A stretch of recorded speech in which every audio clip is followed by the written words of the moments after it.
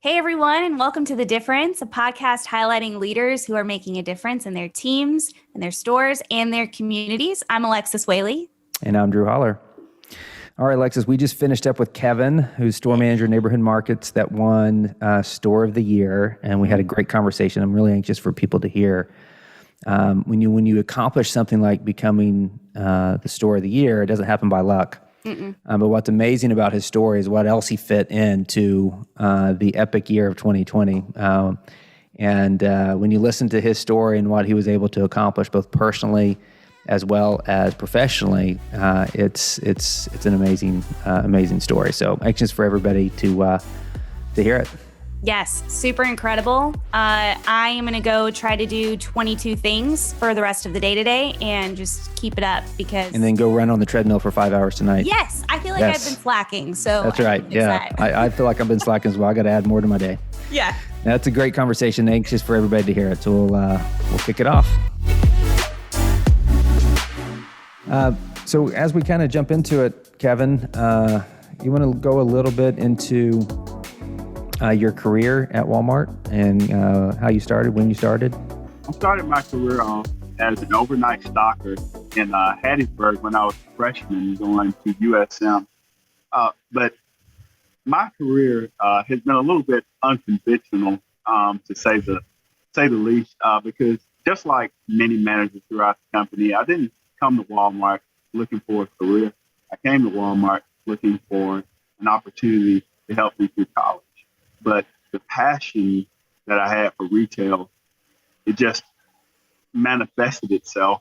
And I just knew as I was going through college, I was working for the greatest company in the world. But before we get into all that, let me back up just a minute and tell you about how my career started. I started off as an overnight stocker on September the 11th, 2001. Yeah. Wow. That was my anniversary date for this company. I remember going through orientation that day, and we went on lunch, and I went over to the electronics department, and I saw the chaos that was going on in New York City. And after looking and see what was happening in our country, it kind of put a damper on my first day with Walmart. My heart went out to all those people that we lost that day. It was hard to even think, to be honest, when I went back to finish the rest of my orientation for that day. But I got through it. But just know all those people were in my thoughts and prayers, because I actually have family that live up there. Luckily, none of them were involved and got injured or anything like that. But that was my actual anniversary date. Started off as an overnight stocker. Shortly after I became an overnight stocker, 3 months in, I was promoted to support manager overnight. 3 years after that, after I finished college, I became an assistant manager. And then from there, I became a co-manager. I was co-manager for 8 years in a couple of stores. And then I finally got this opportunity here in 2015 to be the store manager of store 6323. Now, I can't believe it's been almost 20 years since I've been with the company. This September the 11th will mark 20 years with the company, and I couldn't have asked for better. My career from an overnight stocker now has just been a blessing. It's very humbling. One of the things that I want, you're starting to rack up all kinds of awards. You won. Your trophy case has to be getting pretty heavy there, Kevin. But you got store of the year. You got the Helen Walton award, right? The community award. Is that right for your store? Well, yes, but I have to say something about those awards. I have to say those awards were won by my associates, not just me. It took all of us together, whether it was a cashier up front, whether it was my maintenance associate, whether it was my market manager pushing me to limits that I never thought that I could be able to take, or was it my regional making me do, the what is this tool, in the produce back room. It's been wonderful. I've been able to surround myself with quite the diverse group of associates here at 6323. I'm grateful to have had a lot of experience, to help lead the associates here. But I've got several associates that's been with the company 27, 28, 30 years. Now I have a cart pusher that's been with the company 38 years, several supervisors that's 20, 25 years. And having those leaders in the building has helped the store with success. And yes, we won Store of the Year in 2016. In 2019, we won the Helen Walton Award for the region. And then this past year, we won Store of the Year for Region 64. And we also won Store of the Year for the entire company as well. So again, it's been a very humbling experience to have done. I never would I have thought it when I first started the store. But I don't take, I mean, it's mind blowing to see, that I actually, I'm leading a store to actually have won those. I mean, I have no words. Well, I tell you what, those awards don't just happen. I've been around enough to know that when we hand those out, they're well deserved, and it's not by luck, and it's certainly not by luck that you do win it multiple times. And so I want to get into because there's probably a lot of store managers that are listening to this, or coaches that are listening to this, that might be thinking, how does he do it? Right? What's the way? And you can definitely say through your people, and which is certainly the case. But it'd be interesting to get just a little bit deeper with that, and just say, for example, your routine in the mornings, your routines in the evenings. Are there certain things that you do before you even walk into the store that may help somebody who's wanting, maybe new to store, new to role? But some of the tips and tricks that you have just from an operational perspective. Because one thing I would say is, again, and you can tell this by Kevin's responses, is become the store manager of the store of the year is no easy feat, right? We have 4,000 stores. And so you're here for a reason. So it'd be interesting to hear your thoughts on what that day looks like. Okay. Well, I'm going to give you my unconventional routine. Yeah, let's hear it. Well, let's start with last year, because I had to change a few things about myself last year, and then it will kind of go into my routine now, and it's kind of personal. Last year, at the beginning of the year, I was extremely overweight. I weighed 335 pounds. Yeah, 335 pounds. So in early 2020, I decided to make a change because I needed it, because I had low energy. I wasn't able to get around my store. I wasn't able to do things that I wanted to do. I wasn't able to follow up on things like I wanted to. I was tired all the time. So I changed that about myself. I changed my eating habits. I changed my exercise routine.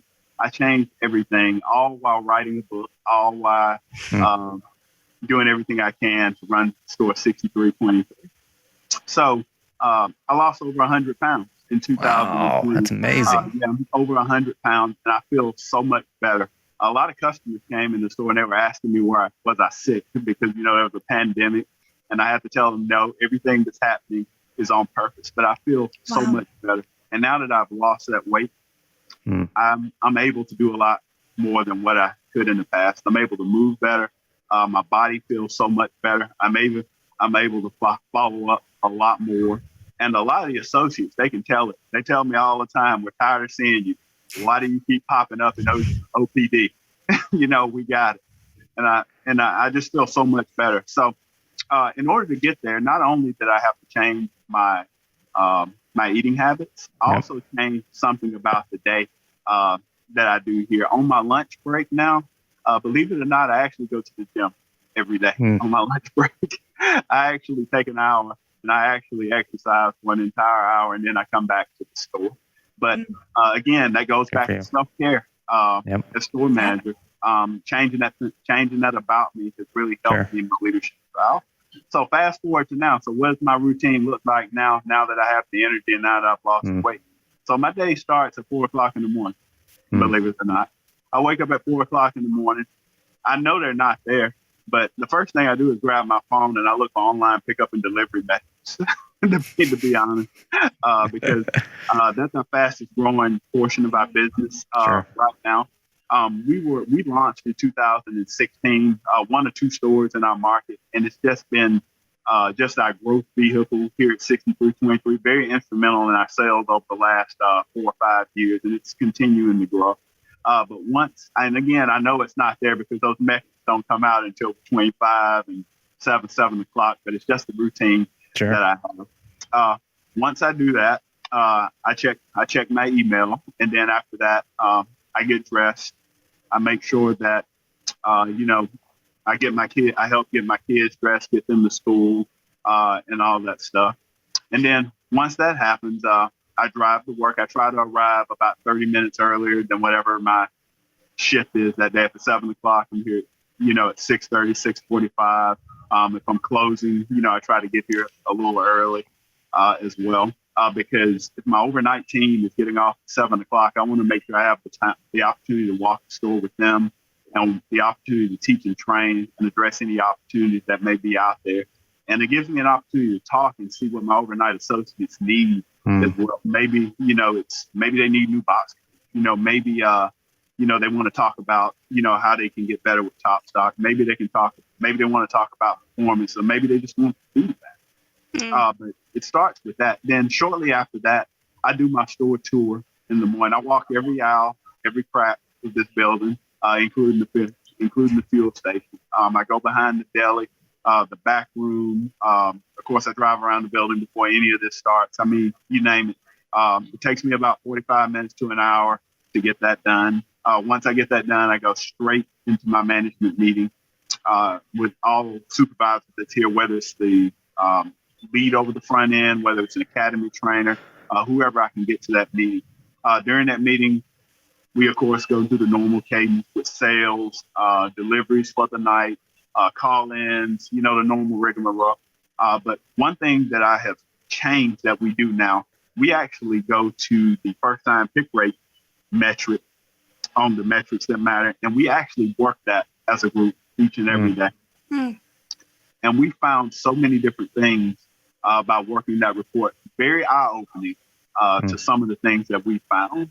Because you guys know on the call, first-time pick rate is one of the most important things right now as our company, because it's that metric that really measures the in-stock and the health of our stores. So we work that as a group. Sometimes the management meeting goes a little bit longer than expected, but it's necessary because it really helps us out. And then shortly after my management meeting, of course, I have my store meeting with the associates. We talk about the day. We celebrate milestones, whether it's how many days we went accident-free. Maybe an associate just made 5 years. Maybe an associate, just won the BBI contest. Whatever we can do to recognize associates. I'm big on associate recognition. That's been instrumental in our store achieving an 89 AES. We're typically 90, 91, 89 AES. I don't think we've been below an 89 since we've opened the store. And associate recognition is extremely important because it makes the associates feel important, and it makes them feel like they're part of the team here at 6323. Once we end the meeting and we get the associates fired up with a Walmart cheer, then after that, I begin my follow-up, with my notes, with any emails, any implementation that needs to be done, with new processes, here in the store, conference calls, whatever needs to be done, throughout that day. And then, of course, once lunch hits, like I mentioned before, I go work out for an hour, and then I finish up, the rest of the day. But even though I leave, I'm still in communication with my store. Sure. I'm still in communication with my evening lead, my evening academy trainer on the sales floor to see what we're going to leave, for the overnight food. I love to know how many pallets, that we have left. What exactly are they going to be walking into, so I can kind of gauge whether or not we need to call an audible. If there's been a bunch of call-ins, maybe we were supposed to get an 800-piece truck, and you open the door and it's an entire trailer of pallets, and we don't have enough labor scheduled that night, or whatever the case may be. So I'm in communication all the time, constantly with my store, sometimes more than probably what I should be.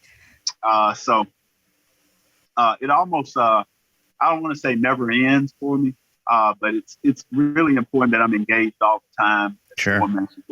Because if I'm not, then we may not be as successful as we should be the next day. Because again, we have to, if we're set up for the next day, from an evening shift to the night shift to the day shift, then our customers ultimately will win. So that's a little bit about my routine and what I do each and every day. That's good, man. That's great. One of the things, there's a lot to cover there. Lost 100 pounds, wrote a book, won store of the year during the pandemic, all in 2020. So a lot to dive in. Let me just take a couple of these. The losing 100 pounds. What and getting just investing in yourself. Mm-hmm. We're all on a different health journey, I think. But health is a big part of everything we do, and it's tied to how we work, how we live our life outside of work, our relationships. There's a huge part of it. What was kind of the point that got you there that said, "Hey, I've got to change if I want to make an impact on my business, on my life"? Like, what was that? Well, the point that got me there when I said enough was enough was honestly when I noticed I wasn't being as effective as I should be as store manager, and I could feel it in my body. I could feel low energy. I could feel that I wasn't able to give everything that I could and be the manager that I know I was capable of being because of the weight that I had on. So I had to make it up in my mind. And I would tell anyone that's on a weight loss journey, it is honestly all in your mind. Yes, you can do it. Yes, you can do it, because I thought that I could not do it. I thought that I was not going to be able to give up dark drinks. I thought that I was not going to be able to give up my beloved sweet tea. I thought that I was not going to be able, to give up a lot of fatty foods and things that I'm just so accustomed to eating. Sure. But yes, you can. If you fix your mind, then everything else will follow. And once you see the weight starts falling off, it will encourage you to go on to the next day. If anybody tells you that you cannot do it, then they're wrong. You can do it. That's great. It's well-being is multifaceted, obviously, but you have physical well-being and health, and you have emotional health as well. And then all of that ties into performance as an individual, performance as somebody at work. There's a reason why you see top athletes that really focus on nutrition, and they focus on emotional well-being as well, mental health, because it all kind of ties into overall happiness and overall performance as well. And it's great to see that you invested in yourself. And sometimes we feel guilty about that. Sometimes we feel guilty about investing in ourselves, right? And but we have to also understand that investment pays dividends. This one I did not feel guilty about. I had to get it off. And again, I'm glad to be able to share my story about that, because I was ashamed to have that weight on me. Did a lot to my self-esteem. I just felt like, that I needed to make a change. So I was glad to be able to do that. I really was. Good for you, man. Good for you. All right. In the midst of all that, I decided as well that I was going to cross something off the bucket list that I've been wanting to do as well.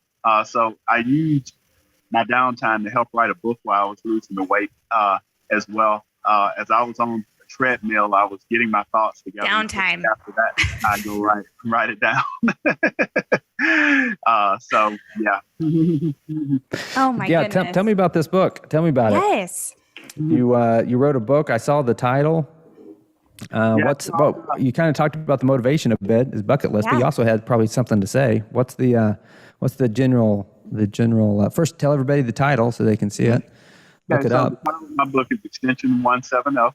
I've been wanting to do a book for a while, and I thought my career journey story was an interesting one. So I decided to write about it. From my journey from when I started my retail career, which was not at Walmart, to be honest. It was a different retailer when I was only 14, 15 years old when I actually got my start in the grocery store. here in retail. So my book talks about how I went from being a stalker in high school all the way through my years in college. I talked about how I met my wife. Talked about how I started my career with Walmart. The last few chapters focus on, I have an entire chapter dedicated to when I was assistant manager, have another chapter dedicated to when I was co-manager, and then another chapter dedicated when I was a co-manager. It's called Co-Manager Act 2 at a different store. And then the last chapter is up until now. I'm not going to spoil it on this podcast because I would love for everybody to go purchase my book. It's available on Walmart.com. But it talks about my career journey all the way from 15 years old, all the way up until now. It's funny to me that you say you wrote this in your downtime, because I'm sitting here thinking, what downtime and how many hours in your day do you have? Okay. It took over a year to actually write the book and then get it published through iUniverse, and because that process is long in itself. But I know my boss, Todd Jobby, asked me the same thing. When the heck, Kevin, did you have time to write a book? And I simply told him the same thing. I had to squeeze the time in. You have to make time. I would encourage anybody that's going to write a book, you're going to have to make time. You're going to have to just wake up early, stay up late, do whatever it takes to meet your goal. And I'm glad I was able to do that. But yeah, that's where my downtime came in. Waking up early, staying up late. That's phenomenal. When we think about professional development and personal development and even that self-care aspect, we know it requires time and we know it takes effort and we have to be intentional about it. But how have you balanced all of this? How have you balanced being a store manager and your journeys through writing a book and self-care and even Live Better You and your family? How do you do all of it? Yeah. So someone told me that they thought that 2020 was my best year operating this store of all the years that I've been here. And I have to tell you, the reason I was able to do that and balance all these things is because I got myself into a good routine. If I hadn't lost that weight and got myself motivated, then I probably wouldn't be able to balance all this. I am a very motivated person, and once I set my mind to something and I have a goal, I have to manifest it.